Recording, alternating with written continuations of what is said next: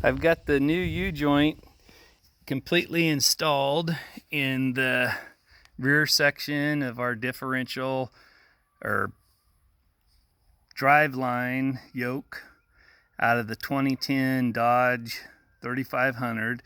You can see that it has the spring clips in the grooves there on both the driveline side of the yoke and the differential side of the yoke.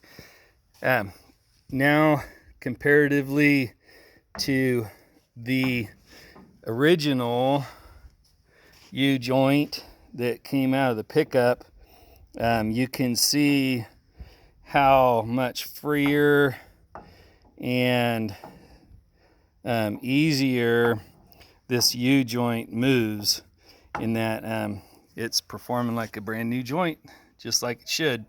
But anyway, take your time, drive the cups in easily. I used a ball peen hammer and an impact socket and a C-clamp too, what I used to always use to put U-joints in lighter duty vehicles, of course, half-ton pickups or cars, for example. But again, this is kind of a factory U-joint up here at the front part of the differential. That one was still good.